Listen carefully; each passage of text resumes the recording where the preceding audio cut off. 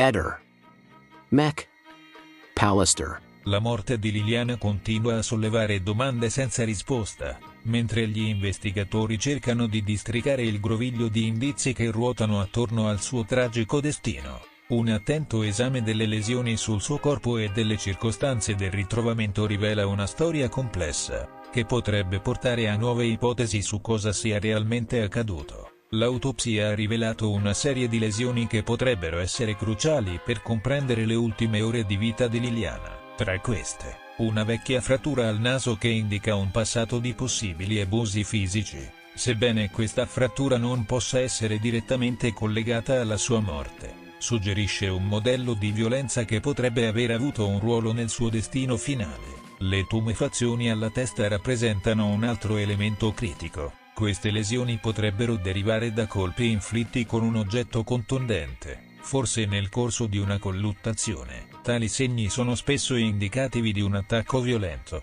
suggerendo che Liliana possa essere stata colpita intenzionalmente per causare danni fisici significativi. Un altro dettaglio inquietante è l'infiltrazione emorragica sulla lingua. Questo segno potrebbe indicare un tentativo di soffocamento o strangolamento, un metodo di omicidio che lascia spesso pochi segni esterni ma può essere letale.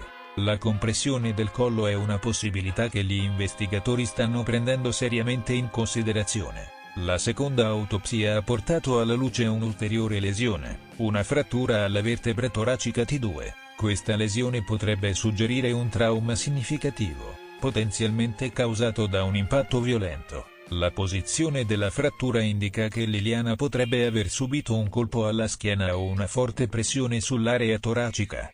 Eventi che potrebbero essere compatibili con una caduta violenta o un'aggressione fisica. Il corpo di Liliana è stato rinvenuto in un boschetto, avvolto in sacchi di plastica. Questa scena suggerisce un tentativo di nascondere il corpo, forse per simulare un suicidio. Tuttavia, gli investigatori hanno notato che la condizione degli abiti e delle scarpe di Liliana non era compatibile con il terreno del boschetto, suggerendo che il corpo potrebbe essere stato spostato lì post mortem.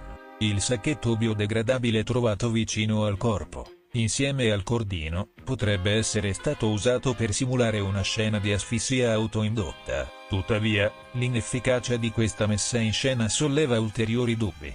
Il modo in cui il corpo è stato avvolto e la scelta del luogo di ritrovamento potrebbero indicare un tentativo maldestro di depistaggio. Le discrepanze tra il momento stimato della morte e il ritrovamento del corpo indicano che Liliana potrebbe essere stata tenuta nascosta altrove prima di essere abbandonata nel boschetto. Questo solleva domande sulla presenza di complici o sul coinvolgimento di qualcuno che conosceva bene la vittima e i suoi movimenti. Gli investigatori sono ora concentrati sull'analisi dei movimenti delle persone vicine a Liliana nei giorni precedenti e successivi alla sua scomparsa. Ogni dettaglio, ogni incongruenza negli alibi, potrebbe essere cruciale per risolvere questo enigma. La morte di Liliana rimane un caso intricato, avvolto nel mistero e nel dolore. Le lesioni sul suo corpo, unite alle circostanze del ritrovamento, suggeriscono una storia di violenza e occultamento che necessita di ulteriori indagini. La frattura alla vertebra toracica T2,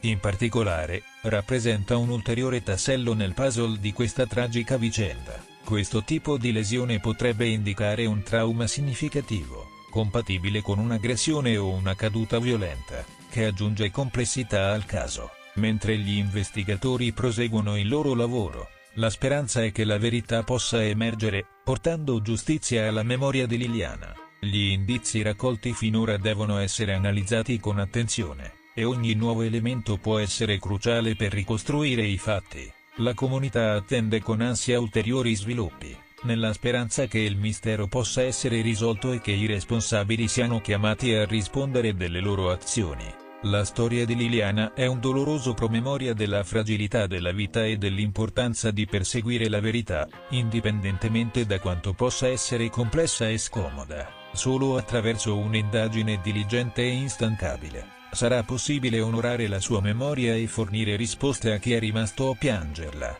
Ehi, non dimenticare di iscriverti a questo canale.